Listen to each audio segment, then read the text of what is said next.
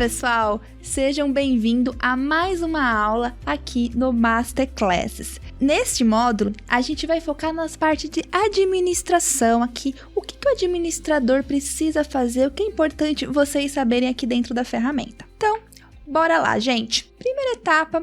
Aonde que essa parte de administração está aqui dentro, a administração da conta, a gente tem desde o gerenciamento de usuário, que vai ser o foco deste vídeo, a gente tem parte de regras de negócio, regras de resultados, que são automações, tanto ali nos resultados que vocês colocaram, quanto automações rotineiras no dia a dia de atividades. A gente tem vídeos específicos sobre isso. A parte de integração, temos itens aqui de gerenciamento de cartões, entre outros detalhes, até mesmo configurações de horas de trabalho e a parte de segurança e auditoria. Como eu comentei, hoje eu vou focar nessa parte de usuários. O que é importante eu falar aqui para vocês? Dentro do Business Map, falando em níveis de acesso, a gente tem aqui uns 3 níveis. O primeiro nível, a parte de administração, ou seja, privilégio de administrador.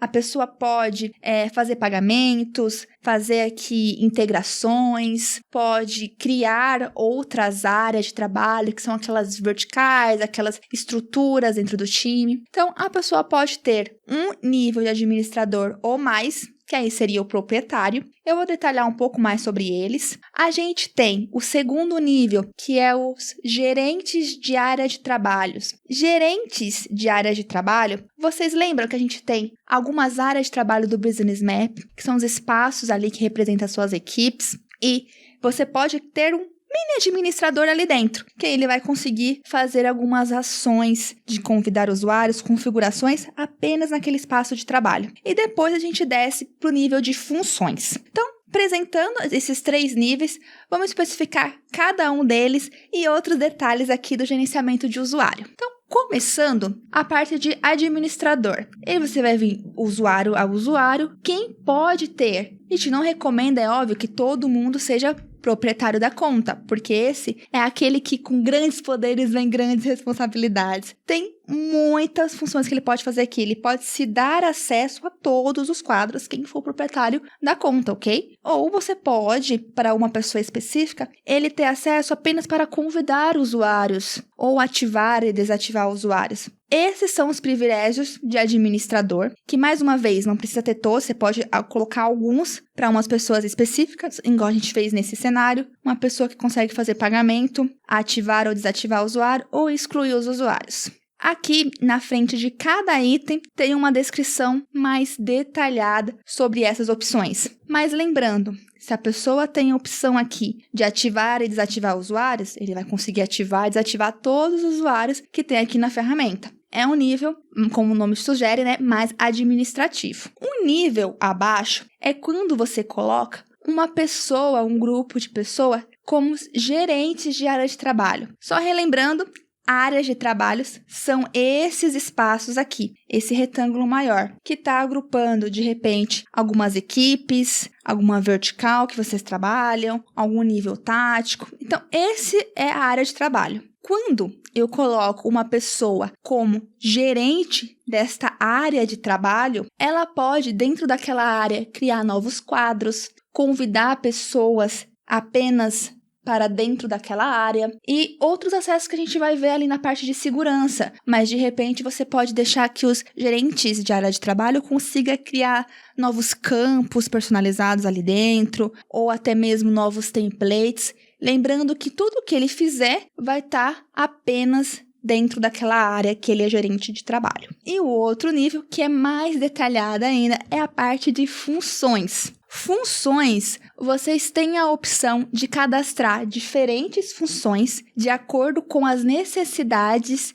de vocês, ok? E aí eu venho em adicionar nova função e eu consigo definir o que aquela função faz. Eu defino um nome para ela e eu falo aqui, quem tiver a função de desenvolvedor, ele vai conseguir fazer o que em cartões? Criar, bloquear, excluir. E dentro de cada cartão, ele pode mexer nos detalhes, ele pode ver subtarefas. Quando eu falo subtarefas, ele pode criar ou pode modificar, excluir. Ele pode adicionar e excluir comentários. Cada abinha dessa daqui é uma aba dentro do cartão, ok? Então, eu vou abrir um aqui para poder exemplificar para vocês, mas eu tô falando que a pessoa que tem aquela função pode, de repente, criar o cartão, mas quando eu abrir esse item aqui dentro, ele só pode ver a parte de detalhes, ou não, pode ver subtarefas, comentários, históricos, parte de métricas, conexões. Cada um desses níveis é o que está mostrando aqui nessa parte de funções. E por último,